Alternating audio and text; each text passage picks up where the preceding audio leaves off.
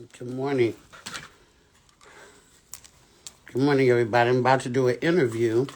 You know, sometimes I bring you guys in and let you watch me do the interview. Then later, if you want somebody to see it, you've already seen it and you can tell them about it. So I'm doing an interview with this guy, Reese, or something like that this morning. I have a lot of other stuff to tell you guys, too, real quick. There's a lot going on with your girl. Shit.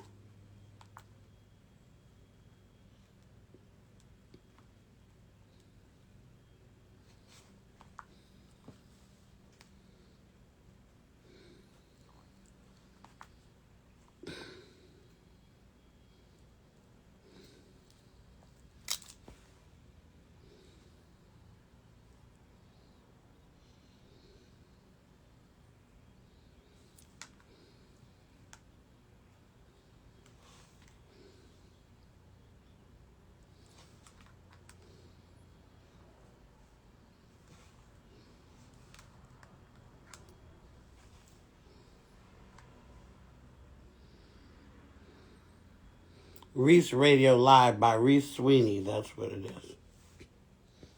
Okay.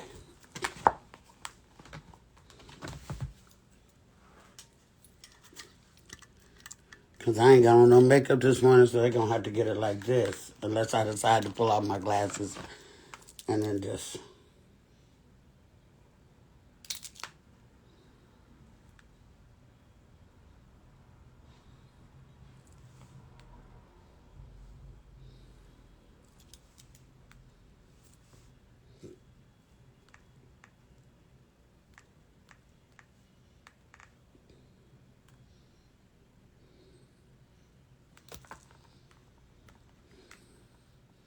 I would do it on my laptop, but I don't really work that laptop that well. Let me see.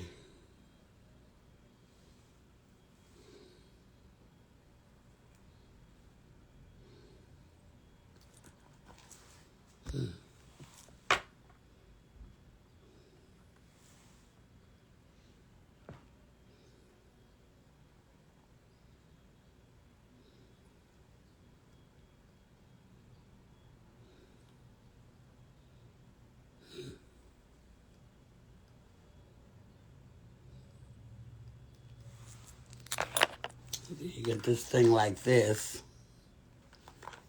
Let's see.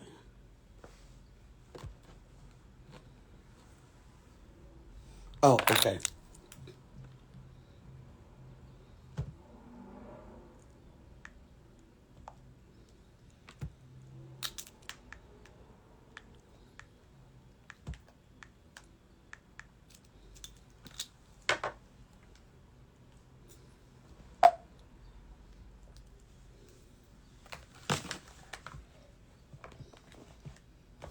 Fuck.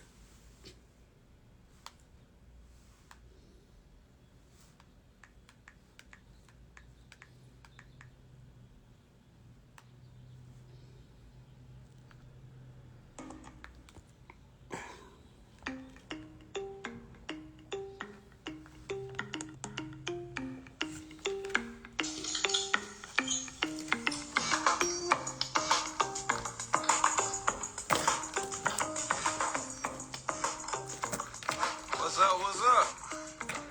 Can you hear me? Absolutely. I hear you loud and clear. How you doing? It's not my favorite time to do an interview after a late night that I had last night, but I'm here. You don't get no lashes. You don't get no lashes and all that, though. Damn, I thought I was going to get lashes, Luenell. Well, you thought, yeah, you would have, but, you know, it's 9 a.m., and I'm not really into that quite yet this morning. I got a lot of stuff to do. I got you, Mom. Well, you glamorous as always with the glasses, so we appreciate you. I'm trying to sit right. Okay. I got you. I'll probably pull them out sometime during the interview, but, you know, we're going to start out like this. There we go. All right. I hear an echo. Do you?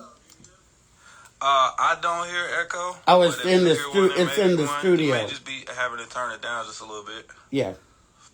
Turn the volume down a little bit. Okay. Can you? Hello? Oh, I just hear it in the studio. That's all. It's not bothering me. Okay. Where are you at, by the way? I'm in Atlanta. Mm-hmm. Yeah, it's noon there. It ain't noon here. I feel you. No, you don't. I do, because I was up too early and had a late night. Yeah, but you didn't have to get pretty. You woke up that way, like Beyonce say. You woke up like that. I wake up the opposite of pretty every morning. See, I haven't got to get by on my looks like you. Hilarious. They got me on radio. All right, well, whenever you're ready. All right, we're going to go live in about 10 to 15 seconds. All right, Miss Lady? Okay. All right, here we go. It's time to see who's with Reese. Hey, who you with? Wendy Williams is in here. How you doing? You know who is the top 5 dead or alive? D-Block General Jada Kiss right now with my cousin Big Reese, baby. Check it out, y'all, what it looked like. It's your main man, Fabulous, man. I'm holding it down with Reese, my brother Reese. Reese. The homie Reese, you already know, man. It's Taylor Gang that died. Who you with? Reese. Who you with? All right, listen up and listen clear. This is what y'all been waiting for. We got the lady of the hour on the line right now. And, of course, we are streaming live, too. So shout out to everybody that's tapped in on YouTube, Facebook, and LinkedIn, and all the other platforms that we on, too. Shout out to all our FM affiliates out in Miami, Michigan, and Orlando. Of course, you tune in live to the Reese Show and the game with my brother, Potty Ali. We have one of the GOATs, one of the legends in the building today. We got the actress, comedian, model. Luenell is in here with us. What's up, Miss Lady? Good morning. Well, good afternoon to you. I know, right? You just kind of killing me a little bit. I know it's early out there. Yeah. All right, so on this show right here, what we love to do is give people like you their flowers. We love to give you your diamonds while you are here to rock them. And we do this thing called the biggest intro ever. So can we do that for you this morning? Okay, I'd love that. All right, let's go ahead and get this thing started then. It's all about that star power. Stay tuned because you know Reese is going to have one of your favorite stars with him today. Stay tuned. All right, I feel like I'm going to be hitting this hype bell a lot today because this woman has made such history in the game. Hailing from the Bay Area, Oakland to be exact, the city that's bred entertaining genius such as MC Hammer, Ryan Coogler, Paul Mooney. We know he's from Louisiana, but we gonna put him in Oakland today. Mark Curry and at least one of the Tonys from Tony, all right? You saw her as a standout on a recent documentary, Fat Tuesdays. She hit the comedy scene during the era of acts like Jamie Foxx, Guy and Joe Torre, DL, and made her own name as a must-see. And this is pre-social media era, so you had to have word of mouth going on then. And folks were like, man, you got to see Luenell. She is an absolute comic royalty and original bad girl of comedy, been consistently working her craft and sharing audiences and tours with acts like Cat Williams, Red Gant, Dave Chappelle, Earthquake, Corey Holcomb, and more. On the big and small screen, she's loaded up IMDb credits and always gives us a scene-stealing performance. Handpicked by Rihanna to be a brand ambassador for Savage Fenty line. She's a comedian, actress, model, producer, mother, nail aficionado, and I know she rocking some today. I can look at him, I see it. An inspiration to many and all around dope human being. Luenell is live on Reese Show. I loved it. I love that. Thank you. Hi. You earned all of those things. It's I nothing damn made sure up. did. This is really you. I damn sure did earn all that. I did. And more is more, but I only have a certain amount of time I could do this. Yes. And there's more to come too. Absolutely. So how did it feel to be added to that wall of fame at the iconic Comedy Store? I mean, it's just 24 comedians are featured and you're one of them. It's hard to put into words how I felt when I got my name put on the wall of the Comedy Store. First of all, it solidified me as a, comedy. Some people use the word legend. I hesitate to do that. My modesty won't allow me to do that, but it solidified my place in the game. Also, it's legendary for my daughter, for my future grandchildren when I have them. My daughter and I, Saturday night, as a matter of fact, were just up in Hollywood and went by the Comedy Store and took a picture under my name, and that was very emotional for me. And just knowing what that place has meant to me in my life, and knowing, what has happened inside, and having the documentary Fat Tuesday on Amazon Prime, everybody, document our climb. It was very emotional. It was everything. Right, and I know when you were going through when that time when you first hitting that stage in Fat Tuesdays, you guys were kind of doing it out of love and building that culture, that comedic culture that turned into an era. Did you have a feeling like this is special, like when you out there? Well, Fat Tuesday was the hottest ticket in Los Angeles at the time anyway, for black people and black people interested in comedy. We didn't know at that time that it was going to be history making. We just knew that we were having an amazing time, that the audiences were lit, the shows were fire, and like you said earlier, you're talking about young Jamie Foxx. You're talking about young Guy and Joe Torre and young D.L. Hughley and myself, and we were young, and there wasn't any television shows for us yet. This is pre-BET at Comic View and stuff like that. So it's very important to us, and that documentary also is another thing for my child to watch, and for the future of my family. Does any time that she look at you like, I didn't know you was that big? No, my daughter's known I was a big deal since she was probably about 7 years old. That's what's up. Because we were living in Oakland, California, as you mentioned earlier, and I was on TV hosting shows and doing red carpets in Oakland before I ever came to Los Angeles. So she knew that from growing up. She's grown up in this industry, so to speak. Right. Awesome. That's awesome stuff right there. Let's kind of take it back and rewind a little bit, because you have a lot of fans that's been following from the beginning, but you getting new fans every day, especially with the stuff you're doing with social media, and of course, just being able to be more visible nowadays. Like, when did you first learn, like, you had it, like you can control the audience? Because I know some people, they get it in church, so they get it at the family functions, and when they kind of just being themselves and all eyes end up being on them.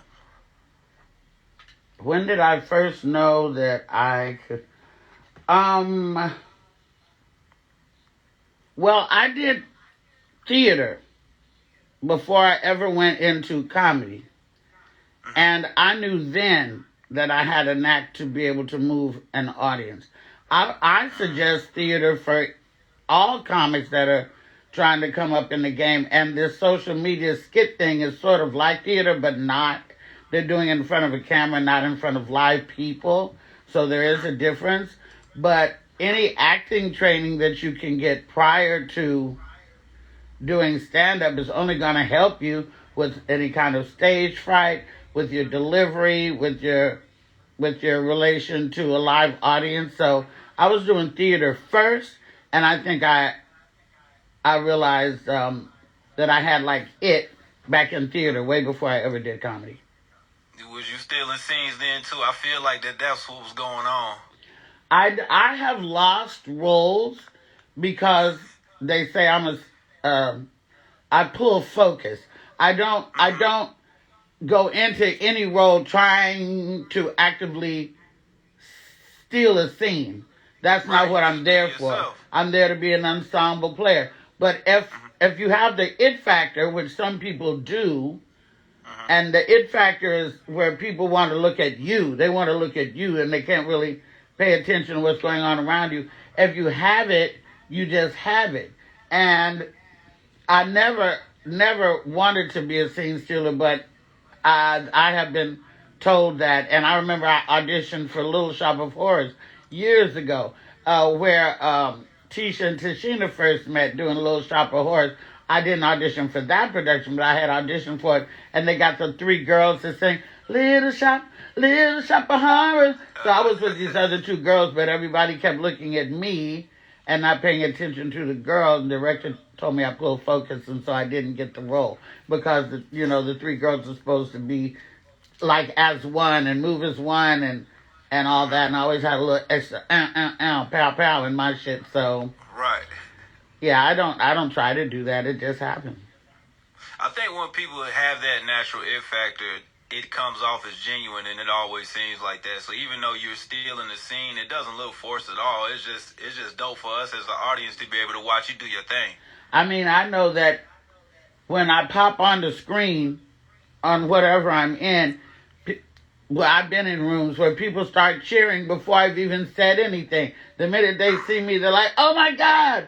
And then some of the dialogue gets lost because they're like, "That's my girl," and stuff like that. So, but I can't help that either, and I think that's quite enjoyable too. I like that too. That's when you gonna have to start pausing every time you jump on scene, and they'll be like, "What's she pausing for?" She just waiting for the audience to relax so she can deliver those lines. I like that. Was there any other in particular role that you might have missed just because of that factor right there, where the producer was just like, "You too big for this situation"? Well, like I said, Little Shop of Horrors stands in my mind because I was so disappointed. I think I have not gotten roles before because of my bravado, but I don't exactly know which ones they were. And at this point, I don't care. So. I feel you. I mean, you got enough credits not to, honestly. Yeah, but I'm getting more credits every day. But I'm getting more. I got stuff in the can that people haven't seen yet that's coming. I got other projects I'm doing that's coming. I went to a premiere last night of a show that's about to start in its second season that I'm on called Hacks on HBO Max. And, everybody, so I have a crossover demographic. One day I might be in front of an audience with Cat Williams and, 12,000 screaming black Mexican and scattered white folks. And another day I might be in a room full of all white folks with, 2 or 3 black folks or maybe 1 or 2 Latinos. I don't have I cross over. I think that Borat thing did that for me. And that was never my intention. I mean, I don't care because I'm blackity black, unapologetically black all day, every day. But I do different types of projects. You know what I'm saying? I'm not limited to what I do by race or anything like that. Yeah, I love what you just said. You said it was on purpose, and you can appeal to different audiences. It's not your fault that you popping, no matter what shade it is. It's probably green folks out there that love Luenell, and I see why. I mean, the talent speaks for itself, and you funny as hell. We just gonna put it out there. Thank you, I appreciate that. Yeah, and where the hell did you find Macaulay Culkin? Because I saw a picture with you and him, and I was like, when is this movie coming out? What is she doing with Kevin? Okay, let me explain that. People did see me with Macaulay Culkin, from Home Alone. Because it was this project by this band. I can't remember the name of the band right now. It's Electric something. I don't know. But there's this white band that was doing a virtual concert. But part of the concert was like you were in an old 80s sitcom set, and then you open the door and go through, and then there's the stage and the band playing. So okay. I don't know. I didn't audition for that. They wanted me, and I just played a person on the sitcom side. It was me and Macaulay and like that. A couple of other people that I didn't even know. And what do you think about me? Do you think I grew up ever thinking I would be doing anything with Macaulay Culkin? Like, I didn't even see how our paths would cross in the street. But yet we did, and now we're friendly. I love that, man. Now, right now, if you just tuning on the radio side, we got Luenell right now. She's kind of giving us a little bit of history and a little bit of that secret sauce, you know what I mean? I do want to ask you about this because you grew up in the era where Eddie Murphy was kind of the bar, right? and you kind of look up and see, all right, that's where I want to be. Maybe not exactly where you want to be, but you know what I mean. Eddie was making money. He was in those movies, and he was selling out arenas, and you're doing comedy at the time, and like you said, you're an actress. Now to be working with Eddie on multiple projects, I saw Dolomite, you know what I mean? I saw Coming to America. I'm like, man, she killing it. So how was that being able to work with somebody you may have once looked at for that bar to reach? Well, of course, yes. Coming up in my era, Eddie Murphy was a bona fide comedic rock star. Like the leather suits, the entourage, the clubs, the everything like that. And that man do albums. Yeah, right. He was singing albums. That's Yeah. how big Eddie was. Well, we're not going to talk about party all the time. But anyway, I had the thing that made it easy for me to work with Eddie is, number one, I knew him already. We had been in some of the same circles, and I was actually more friendly with Charlie Murphy than with Eddie. I had just seen Eddie, but Charlie and I had done projects together and had become friends. We did Black Jesus. We did a movie called The Hustle. I've been to the Black and Brown Comedy Get Down when he was on the road. He's seen me. We've done other little TV projects. So Charlie and I knew each other. So Eddie was well aware of who I was before I even thought about did he know who I was. But then we would be in clubs here in L.A. and, you know, I asked for a picture and he got that. I have a picture of Eddie and me in my living room right now from years ago. So when I got cast for Dolomite, which I had to audition for 7 times. I had 7 auditions for Dolomite. And I didn't get the part that I auditioned for because I actually was auditioning to play Lady Reed, Queen Bee, the role that Divine Joy Randolph ended up getting, which I'm glad that I didn't get that because that was a whole lot of work what she had to do. Whole lot of outfits, whole lot of running down the street, whole lot of that. And I hadn't had my knee surgery. I had bad knees at the time of filming that, and so I was better off playing the aunt. But it was still, when you walk in the room and there he is, and you say, how you doing, get a hug and all that, it's still like, oh my God, this is Eddie. And then to be cast in 2 movies back to back, from Dolomite to Coming to America, I was like, you know, I'm done. I can go into heaven now. That's it, yeah. No, hold on. We need you. Wait a minute. I don't really mean that, Lord. I don't mean that. I need about 30 more years. Yeah. It was knock on wood. Knock on wood. Stay a little bit. Right. We got more laughs we got to get out. That's right. How is it being back on tour with Cat Williams? It's almost been, 15 year span, and y'all back on the road together. That doesn't happen. No, I don't think that has happened before. Yes, I was on the road with Cat 15 years ago. Then after it was Ray Grant, myself, Melanie Camacho, Cat. It was only 4 of us, and the tour was so successful, we ended up making a movie, American Hustle, a film. And then, of course, we remained friends, but went on about our separate ways, and he did other tours and stuff like that. Yes, to come back and be on the road with him 15 years later was, you know, another dream come true. Because Cat is my friend. We're not just work friends. And he's done amazing things for me. I like to think I've done some nice things for him over the years. He's embraced my daughter. She called him Uncle Cat. All that type of stuff. And then Red Grant was back on the road with us again, too. Another personal friend. This time you had to add in Jen Thomas, Aaron Thompson, Zoo Miller, and the great Oakland resident Mark Curry. So we had a big gumbo pot of entertainment. And to go back out with them 15 years later that just don't happen. I was really excited, really happy. We were out for 9 months. Actually, the last show was Saturday in Youngstown, Ohio. So the tour is officially over right now until the end of the year, around holiday time. I think Cat's going to go back out. Whether I go back out with him or not is, you know, up to him. But we had a 9-month run, and we're all, you know, pretty spent. And I have many, many other things to do. That's why when my publicist hit me this morning and said, don't forget, you got to interview at 9 a.m. I'm like, what? Shit. Because I was just out at the premiere. I know. I was out at the premiere last night. I got in late. You know, I've got these shades on because I didn't put on no lashes this morning. I would comb my hair. I was just like, oh my God, brush my teeth, go up under these arms right quick, put on something, and log in. That's how you got me this morning. Well, we apologize for the time difference. Well, we definitely appreciate you, man. Just being on the road and being on these different tours, and I know, did it cross over with the Dave Chappelle situation too? Did that kind of cross over some of those dates?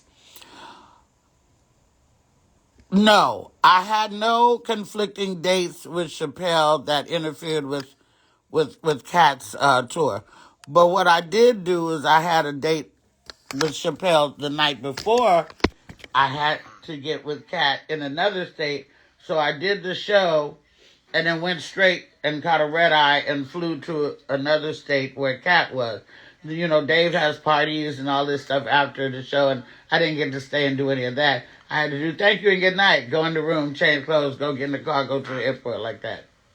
Man, you wasn't at the one with Crazy Man ran on stage, were you? No, I was not. Thank God. Okay. Thank God, yeah. 'Cause I feel like you'd probably hit him with a couple of them. Well, I wouldn't because his security took care of all of that.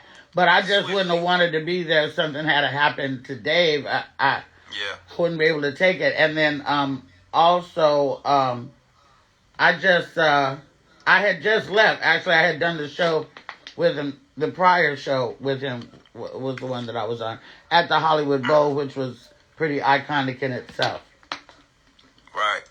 Man, I'm so glad he's all right and basically skated out of there, you know, without anything crazy happening. But I know as everybody seems like now, we got to have security just to do a comedy show. Chris Rock at the award show. Now this thing is happening. I'm really hoping this doesn't become a trend.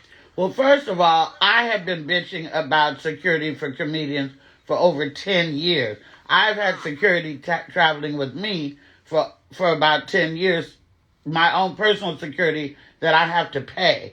I've had bodyguards with me because people do come on stage, but nobody has ever came on stage to harm me. Anybody that tried to come on stage with me was usually drunk. They wanted to hug me or kiss me or do something like that. But the fact remains that the same person that comes up to hug you could shank you right in front of everybody. There's no metal detectors at these comedy clubs.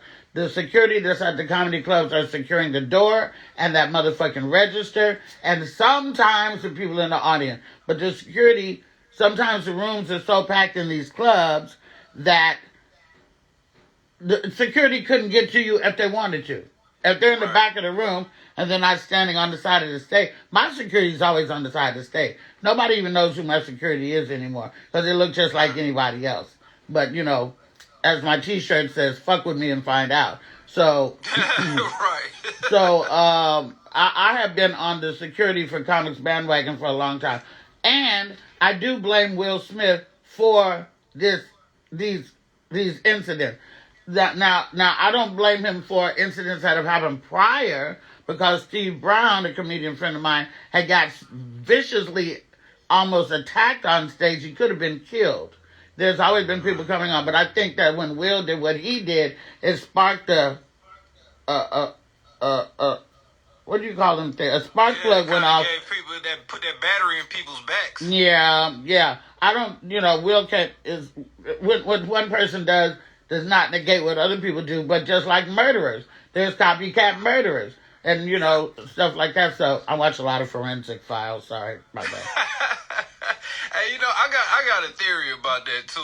Women that watch a lot of forensic and murder mysteries and stuff like that, I be like, this gonna be a real exciting relationship, but she probably gonna try to take me out if I do something crazy. My husband watches more murder stuff than me, and I always tell him, I said, if I didn't know better, motherfucker, I would think that you laying up here trying to plot to kill me. As he watches murder after First 48, he loves that stuff.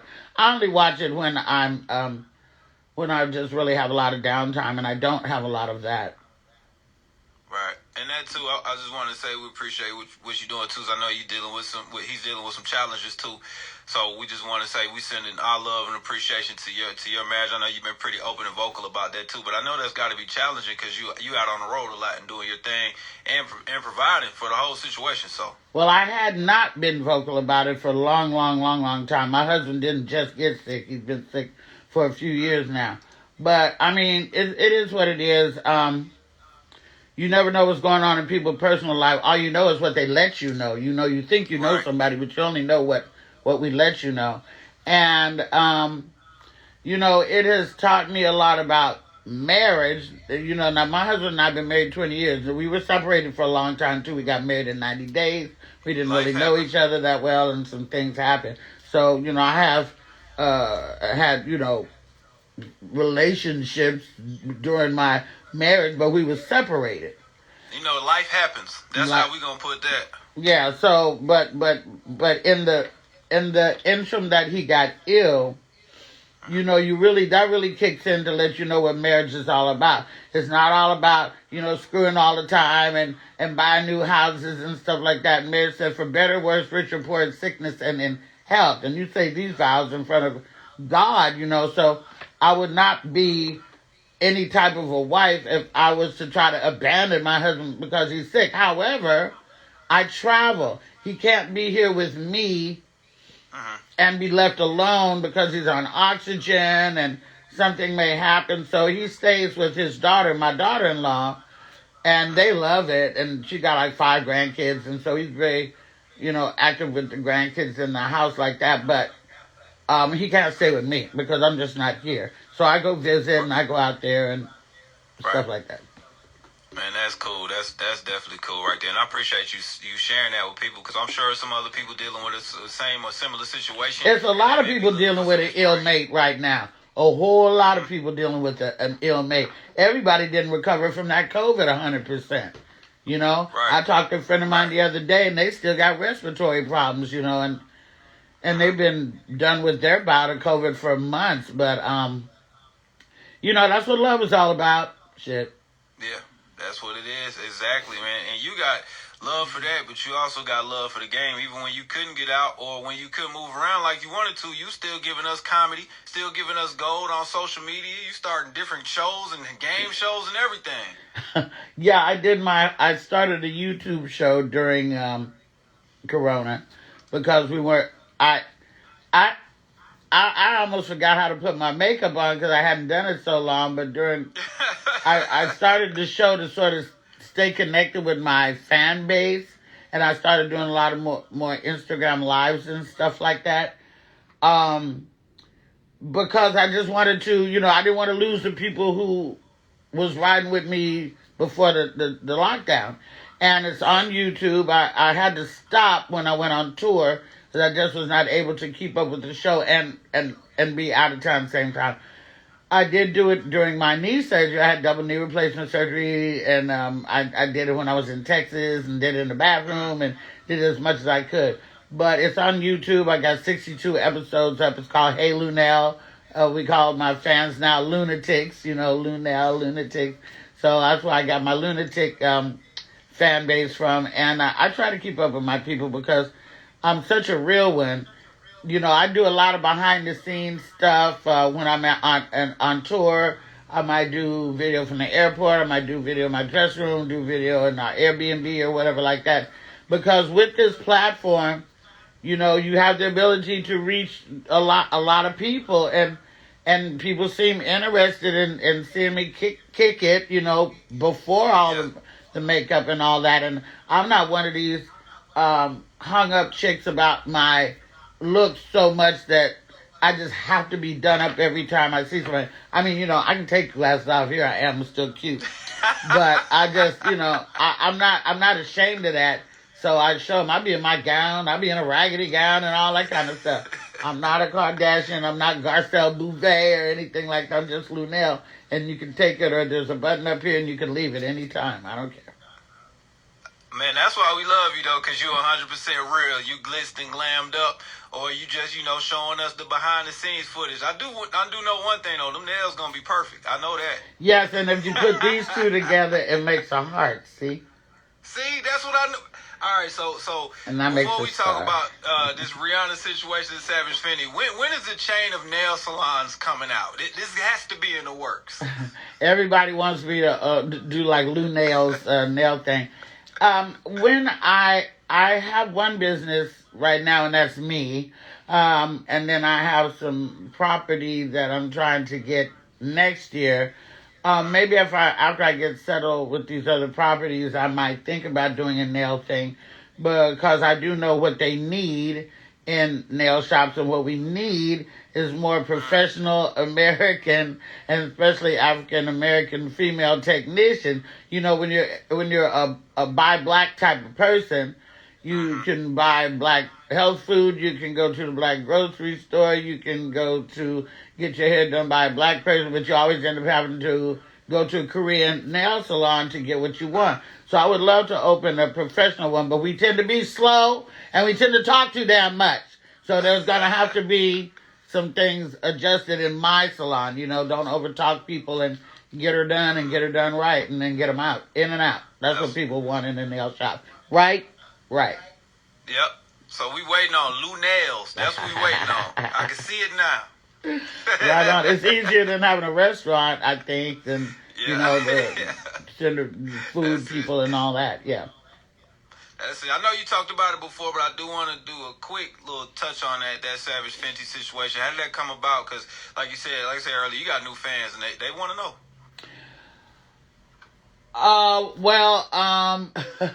I have when we were on tour with Kat the first time, we had a tour bus driver named Damien. Damien continued to be a tour bus driver for celebrities after the tour ended. So he called me. We stayed friends after the tour, so we've been friends for like 15 years. One night he called me on FaceTime, and I answered the phone, because I only answer the phone on FaceTime late at night for certain people. And I was like, "What's good?" And he said, "Hey, we was just watching you on the tour bus." I said, "We who?" He said, "My client." I said, "Who's your client?" And boom, Rihanna popped on the screen. I was like, I almost broke my fingernails trying to get a selfie. I mean a screenshot, which I did, but I've never posted because she was in her downtime too. So I was like, oh my God, Rihanna, hi. And she was like, I just love you. You're so funny. I'm a big comedy fan. And she was so delicious just hearing her little Bohemian Barbados accent. And so I told her, we were talking about things, and I told her, I said, my daughter really likes your lingerie. I said, I like it too. I wish you made it in big girl sizes. And she said, I do. I said, you do? I said, well, shoot, let me be a model. I want to be a model because I've always spoke up for what I want. All I can say is no. And so she said, yeah, let's make it happen. I said, oh, okay, da-da-da. We got off the phone, and I thought that was cute. That was fun, whatever. But then about 2 days later, she personally hit me in my DM and asked for my email. I sent her my email, and then contracts started coming, and how you get the lingerie, and how many pictures they need a month, and da-da-da-da-da, and the money. So, the money. And the money. Rihanna pays well, everybody. Please know that. So, let me hit the high bell for that. right, ring the bell.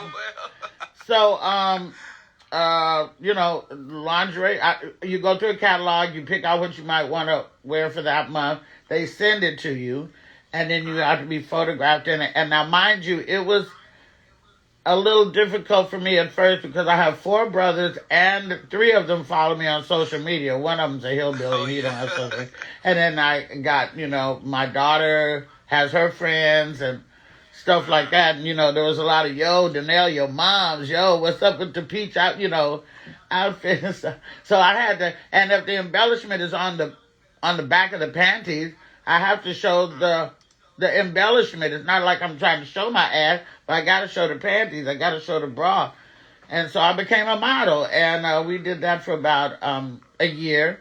And then so my ambassadorship is done now, but I have one more photo shoot that I'm going to do with this male model out of New York who has some Fenty male stuff.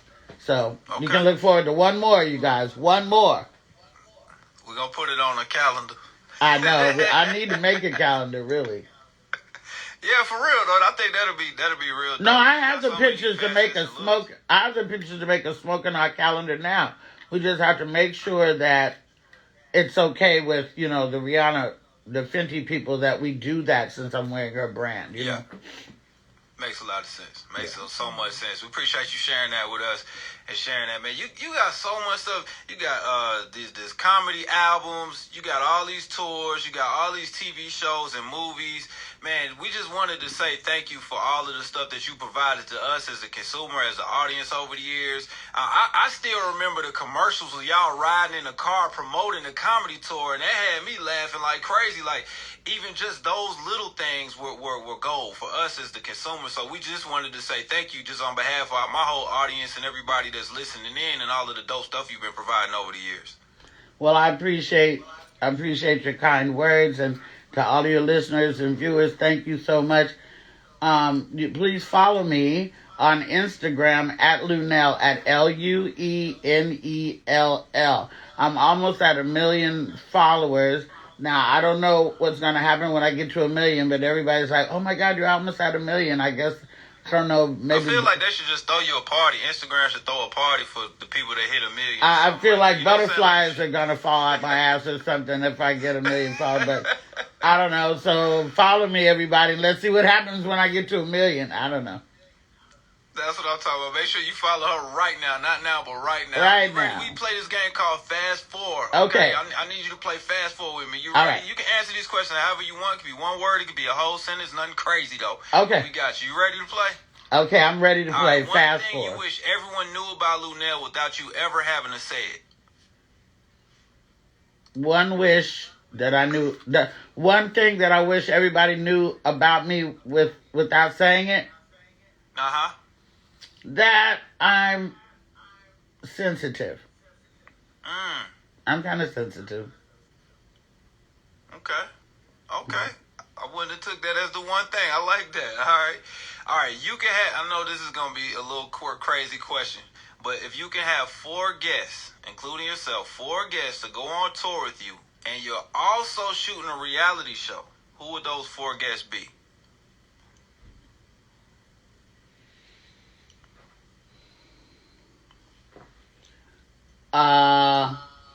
Let me see.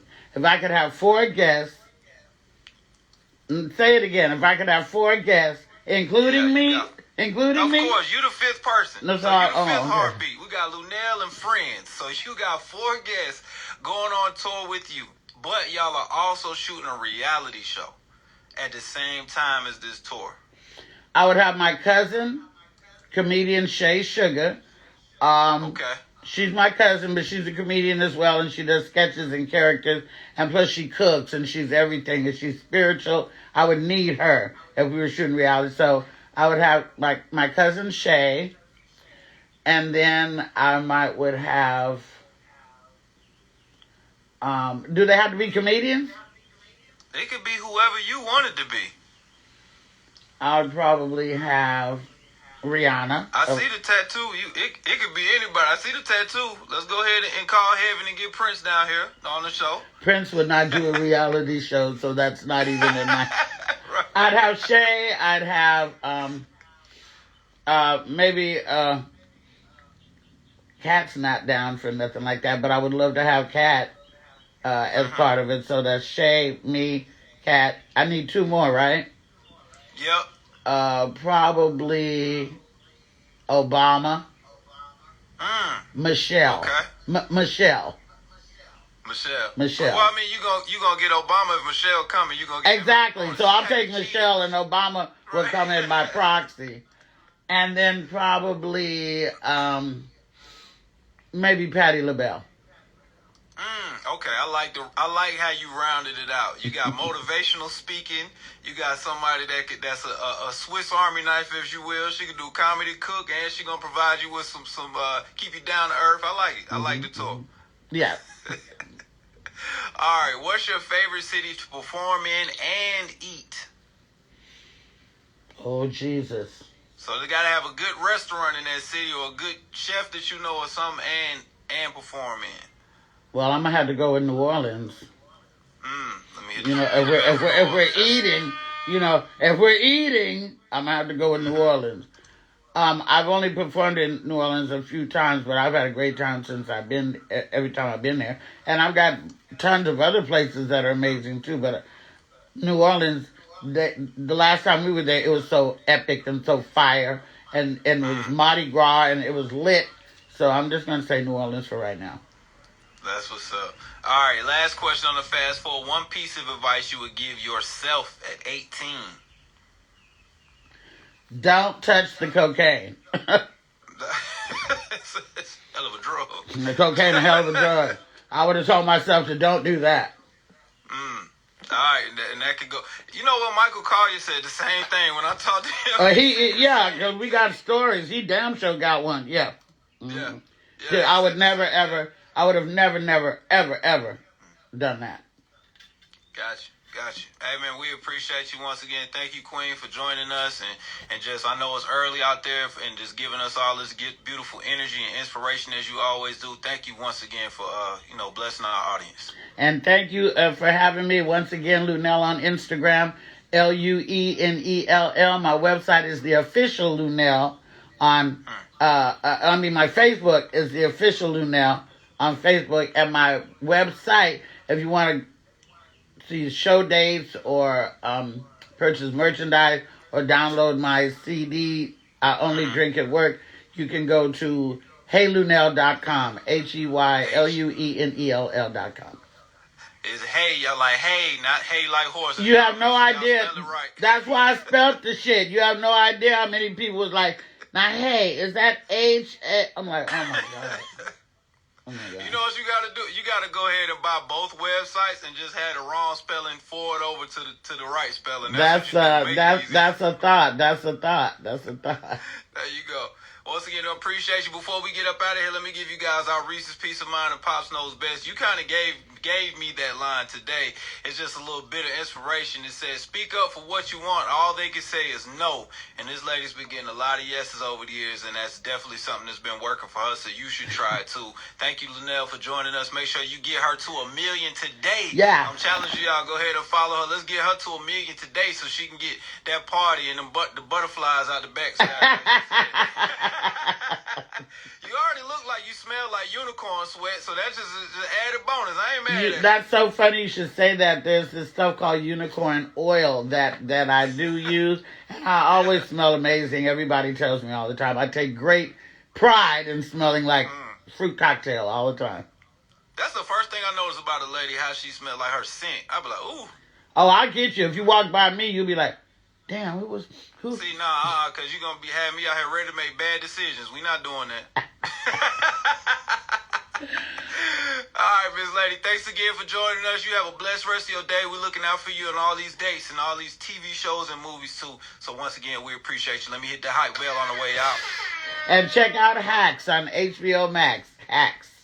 Absolutely. All right. Absolutely. Thank you. All right, Miss Lady, thank you. Bye, everybody.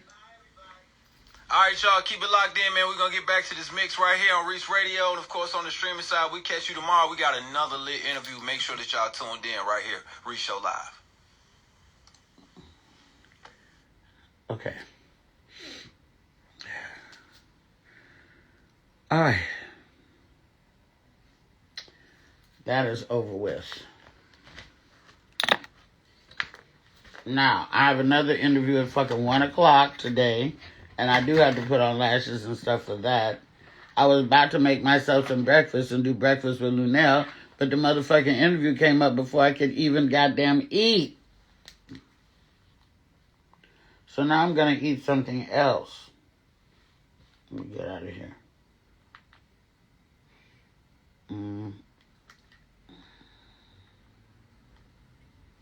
Had to turn my do not disturb off so I can get my phone calls. And so, yeah, you guys, I'm so behind. There's been so much happening. Boom, boom, boom, boom, boom. One thing after another since I came home on Sunday. And I haven't been able to post the pictures. I went to the premiere of Hacks last night. I got pictures with Gene Smart and the cast on the red carpet. I haven't posted those. I haven't posted the pictures from the table read that we did during Netflix Is a Joke Comedy Festival where I read... We had a cast, John Witherspoon's son, Ice Cube's son, and everybody. And we read the script for Fridays. Dolce, come here. We read the script for Fridays aloud on a stage with a band and everything. I haven't posted those pictures. I haven't posted the pictures of our last private flight private jet flight the other day when we were with Kat, and the show was ending. The tour is over for now. By the way, I think he's going to start back up maybe in September. Whether we'll be with him again or not, I'd be great if we are, and it's okay if we're not. But we've had an amazing time for 9 months out on the road with Tim, and his Netflix special is coming out May 17th. In case you didn't know, his Netflix special, Cat Williams, you can finally see him on Netflix. I'll show you the thing. I guess I should save this video, huh?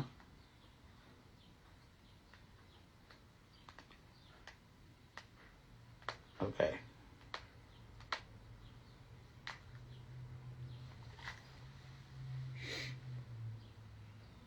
Cat Williams, World War III, Netflix, as you can see on the bottom.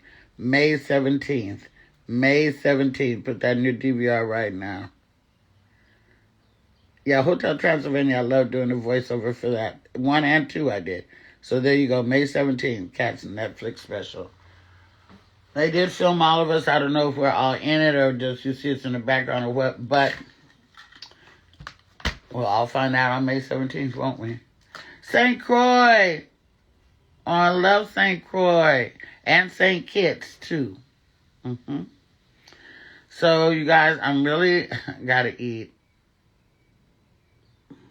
What time is it? And I got to get my shit together because I got to be uptown at 1 o'clock in Hollywood. And I got to do an interview there. Then after that, I got to do some running around, and I got to come back, and I got to do a show tonight, a private, for the executives at HBO. And then tomorrow, I think tomorrow is the first day that I get to stay home and rest on Wednesday. Stay home and rest and do what I need to do around this house. So, hi, MM. I knew you were there.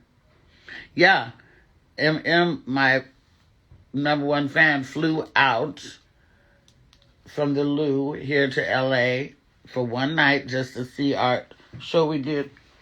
What is this? Oh, at the Improv, Shay and myself and Aaron Thompson. So he came out for that, and we had a wonderful time. We turned the fuck up in town. So anyway, guys, I'm tired. I gotta get something to eat. Gotta pull my look back together. And that painting my friend Jeff Mills made 40 years ago. So hi Titi. So I'm going to go. Should I save this? I guess so. Yes.